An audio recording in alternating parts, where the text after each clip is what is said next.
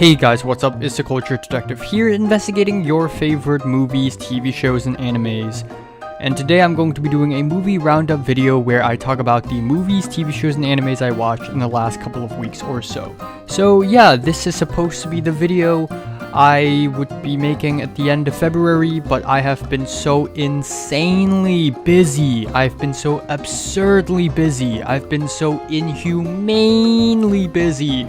I've been so goddamn fucking busy that even sleeping and eating and drinking water and other Homo sapien activities are difficult for me. I can't even get sleep. I can't even sit down and have a meal. I've been doing nothing but filmmaking for the last 3 weekends nonstop, and then during the weekdays I have classes, I have work, I have a shitload of other stuff to do, and I have tons of things to do in general, and it became genuinely difficult for me to watch movies. Genuinely. Like, I had to keep stopping watching the movie because I either run out of time every single fucking night, or I would fall asleep because I don't have enough sleep.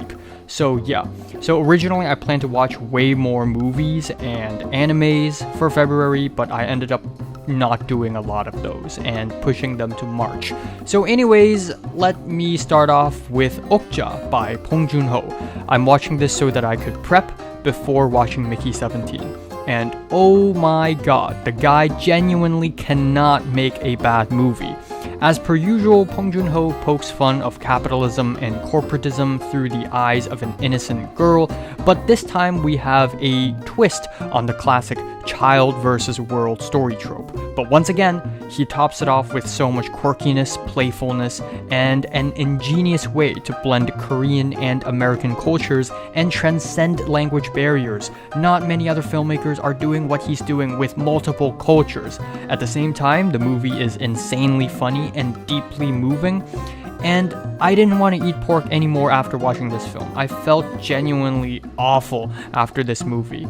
Yeah, this movie is a bit incoherent and messy. At least Snowpiercer, his other English movie, felt more contained as a story. But also, at the same time, this is the first time where a Bong Joon-ho film doesn't end with dramatic irony, but overall this is still a fantastic film and I enjoyed pretty much every single scene. 8 out of 10. Then, for class, we watched Bound by the Wachowski sisters.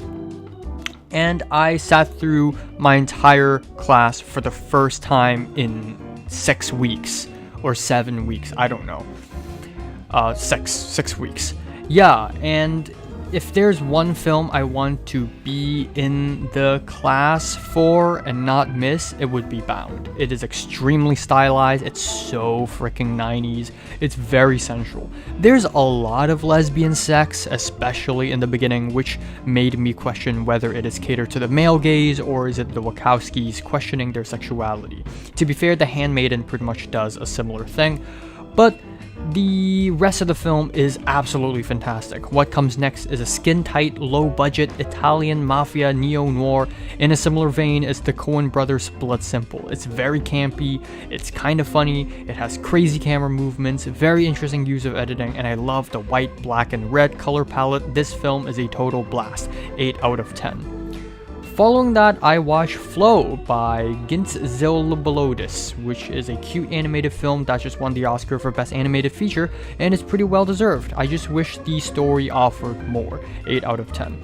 Then, immediately afterwards, I went to the Santa Monica Laimla Theater Cinema and watched No Other Land, which just won Best Documentary. This is a harrowing and extremely heavy documentary about Israel's occupation of Palestinian territory, in this case a village in the West Bank. It's really powerful, it's really heavy, and I recommend everyone to check it out. 9 out of 10. Following that, I finally finished watching Soy Cuba, or I Am Cuba, by Mikhail Kalatozov. I've been meaning to see this film for a very long time, and I finally got to watch it on my Criterion channel.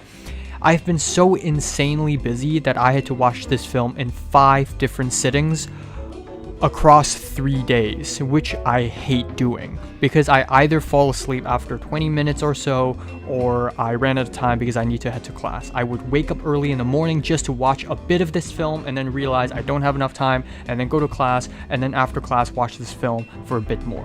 But essentially, this is a Soviet-Cuban film that is an anthology containing 4 short stories, and each short story exposes a part of the Cuban life during their communist struggle in the 1950s and 60s. It's actually very inspiring, beautiful, and powerful. The use of wide-angled lens and the slow atmospheric pacing made this film surprisingly poetic. Even though it's painful, it's full of struggle, it's full of blood, it's also damn beautiful. Which is why I think political cinema doesn't have to be that straightforward.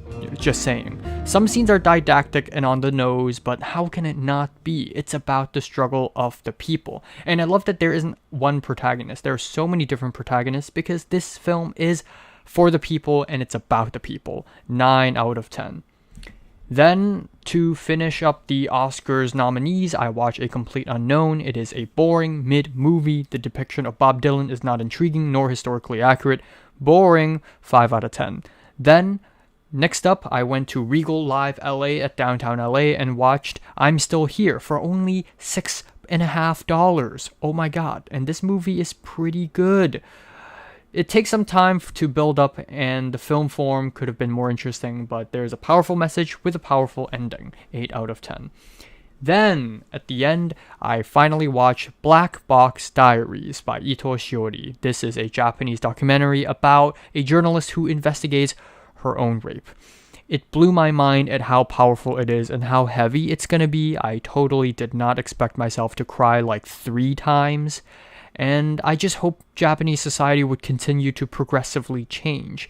9 out of 10. I have a huge review on this film, so check that one out as well. So yeah, these are the movies, TV shows, and animes I watched in February. I also plan to watch Maxine. I plan to finish Yatagarasu. I plan to watch so much more. I plan to watch Bressan's Pickpocket. I plan to watch Park Chan-wook's Thirst. And I couldn't watch any of them because I keep running out of time. But yeah, at least I survived. So that's that. Signing off. Culture Detective here. Yippee!